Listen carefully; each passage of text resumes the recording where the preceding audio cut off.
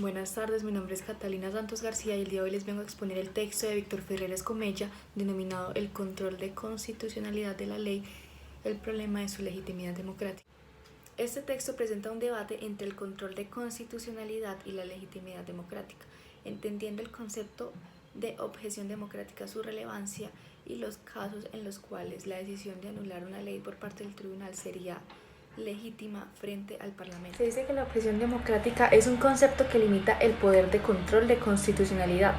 Se sabe que las leyes aprobadas por el Parlamento son susceptibles de algún tipo de control judicial con el objetivo de preservar su constitucionalidad. El autor entonces se pregunta, ¿cómo es posible permitir que los tribunales descalifiquen las leyes parlamentarias con el argumento de que, en su opinión, violan lo dispuesto en el texto constitucional? Existen varias teorías que niegan que la objeción democrática sea relevante.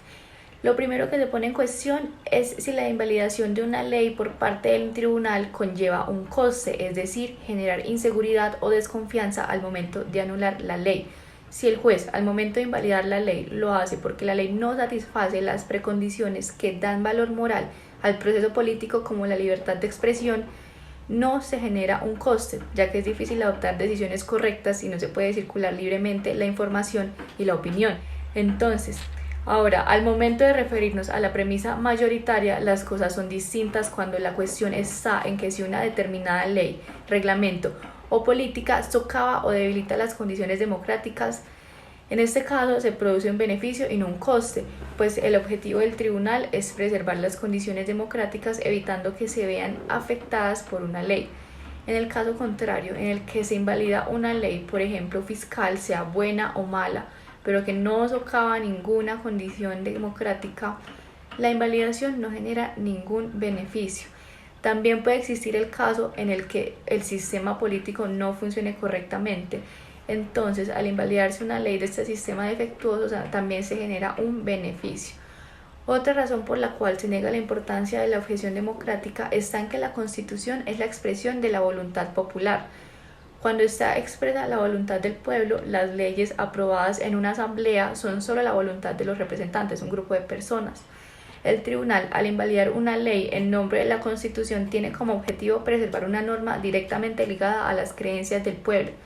Aquí entra en cuestión por qué los nuevos representantes deben respetar reglas establecidas por una generación pasada desertora de la política. Y la tercera estrategia para socavar la premisa mayoritaria son las virtudes democráticas del proceso judicial. Los ciudadanos están en libertad de participar como iguales para establecer sus derechos.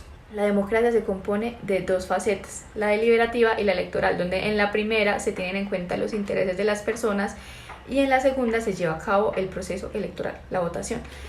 El autor reitera que los tribunales son más aptos para valorar rigurosamente los argumentos de un ciudadano que una asamblea.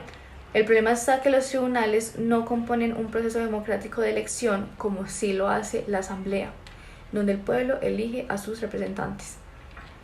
Para corroborar que el tribunal judicial es más competente que las asambleas legislativas al momento de interpretar y garantizar los derechos fundamentales de los ciudadanos, el autor ve necesario implementar una teoría instrumental que se compone de dos. Uno, la supremacía y rigidez de la Constitución, y segundo, el mecanismo del control judicial. Parte de que la Constitución refleja los valores fundamentales compartidos por los ciudadanos en la comunidad. Mediante esta se busca preservar principios de la cultura en el tiempo, para evitar la discusión anterior de por qué se debe tener en cuenta la normatividad impuesta por un grupo desvanecido en el tiempo. Los principios suelen ser relativamente abstractos, esto permite su protección a lo largo del tiempo, ya que se puede ser renovado por las nuevas generaciones.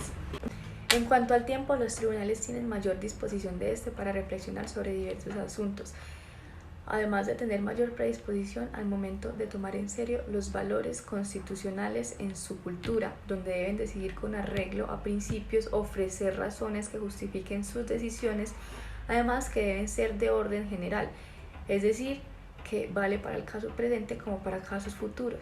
Finalmente, es indispensable crear un vínculo entre los jueces constitucionales y los órganos políticos democráticos, de forma que se logre una integración dentro de un todo democrático.